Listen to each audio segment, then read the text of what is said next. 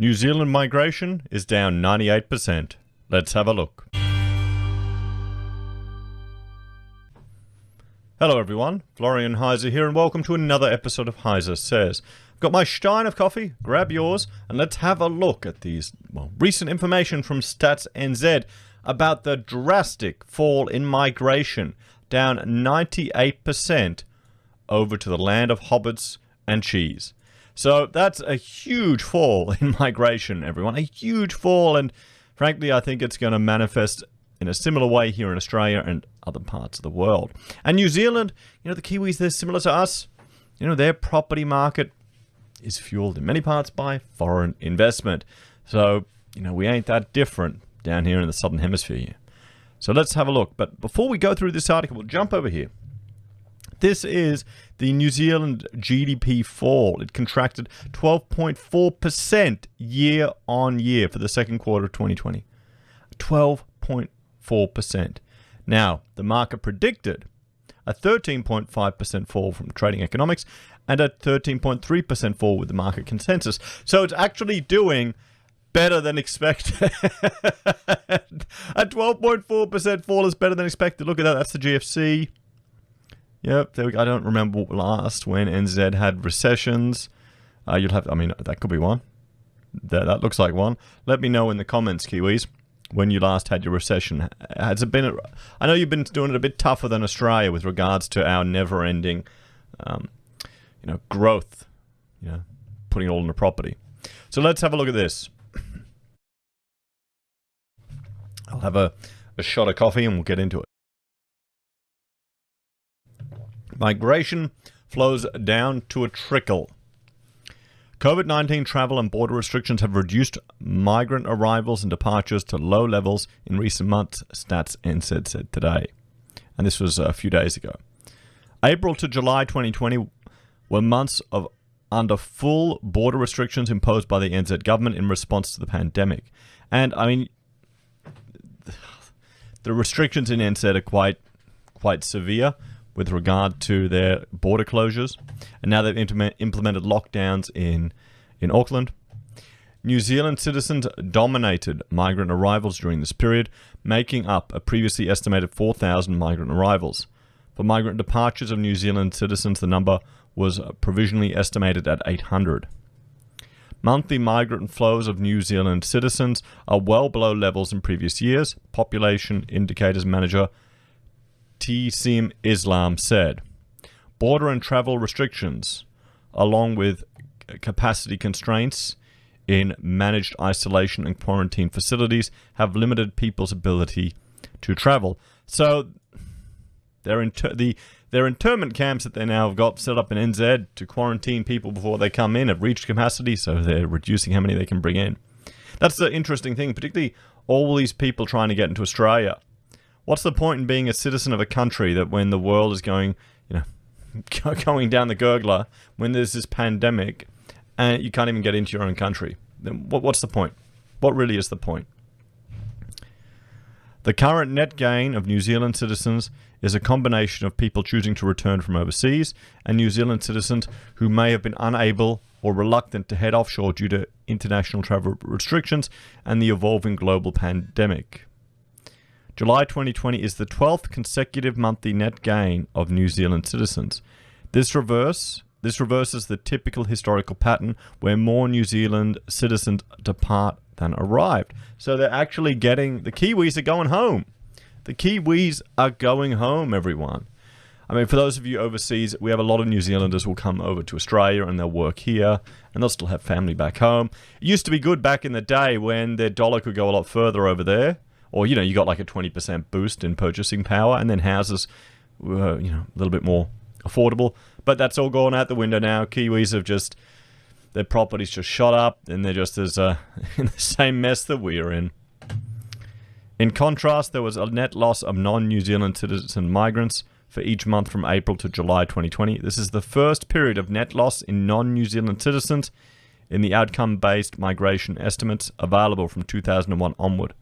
From April to July 2020, overall net migration was previously estimated at 800. made up of a net gain of 3,300 New Zealand citizens and a net loss of 2,500 non-New Zealand citizens. Across the same 4 months in 2019, there was a provisionally estimated net gain of 14,200 migrants. We can see here, this is the migrant departures. I mean, everything's just plummeted. Plummeted. So you're getting more people leaving than arriving for the first time. So pre-lockdown arrivals. I mean, look at that fall there. From 17, you had 10,000 arrivals. So you had a net of about 5. So that's gonna that would have to manifest in their property sector as well over there, wouldn't it? All these apartments shooting up everywhere. What's this gonna say for Australia as well? So the pre-lockdown arrivals lift annual migration. Despite low migration in recent months, provisional estimates for the year ended July 2020 show annual net migration at 76,200. This consisted of 56,700 non-New Zealand citizens and 19,500 New Zealand citizens. 99% of the overall net migration gain in the year ended July 2020 occurred in the 8 months leading up to travel and border restrictions, he said. In the last 4 months, the net migration gain was only 800. Many people who arrived in New Zealand in late 2019 and early 2020 have not yet returned overseas and are staying longer than usual. So people have gone over to NZ and maybe they can't go home, maybe they can't get out, maybe they just feel safer in New Zealand than other countries of the world. Maybe they just like the cheese and the travel and the adventure. I really need to get over there one day. It's so close. I need to go over there and do a big, hire a car and just take the kids and go hiking and camping all around NZ. That'd be great. As people stay longer, they're more likely to be counted as a migrant arrival. The ongoing stay of people who arrive before border and travel restrictions is keeping annual net migration estimates at high levels. Net migration estimates could be revised up or down depending on whether these people stay in New Zealand or head back overseas. So low travel in recent months. On average, there were 7,600 arrivals and 19,000 departures in each month from April to July 2020. These are well below averages for the same period in 2019, where there were 526,000 arrivals and 555,000 departures each month. I mean, just look at that difference, guys. From April to July 2020, 2 in every 3 arrivals was by a New Zealand citizen, and 6 in every 7 departures was by a non-New Zealand citizen. Almost all border crossings are by short-term travellers. From April to July 2019, about 1 in 60 people who crossed the border was provisionally a migrant, compared to 1 in 10 in the same period in 2020. This change is mostly due to the large decrease in short-term travel volumes. I mean, look at that. Look at that. You can't. The lines aren't even legible down the bottom here because of the plunge, because of the change in scale. So, who is a migrant? Migrant arrivals are overseas residents, including New Zealand citizens leaving overseas, who cumulatively spend 12 of the next 16 months in NZ after arriving.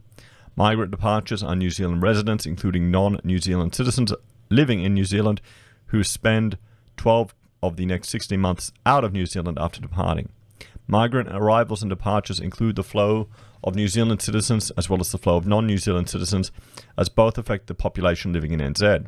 The classification of travellers as migrants is based on time spent in and out of NZ, not what visa type or passport they cross the border on, and not on their response on arrival cards. Given this, we need to observe up to 16 months of travel history using the 12-16 month rule to definitively classify a border crossing as a migrant movement. Border crossing data after June 2020 therefore informs the latest migration estimates. And here we have the key travel restrictions timeline. So the government, New Zealand government placed entry restrictions in February. And I'll let you go through those restrictions in your own time. I'll link to this in the pinned comments below. But as you can see here, a drastic fall in migrant arrivals to NZ, a huge fall to their GDP. So, what's the future hold for our cousins over in NZ, guys? As always, let me know your thoughts and opinions in the comments below. Please like, share, and subscribe to the channel. If you're a fan and want to support the content I create, there are a few ways you can. You can join the channel on YouTube or Patreon. You can support us using our affiliate links at Amazon, eBay, Independent Reserve, or Kucoin. You can buy merch from HeiseSays, use Gold Pass from the Perth Mint, or support us via PayPal. Take care, and I'll see you next time.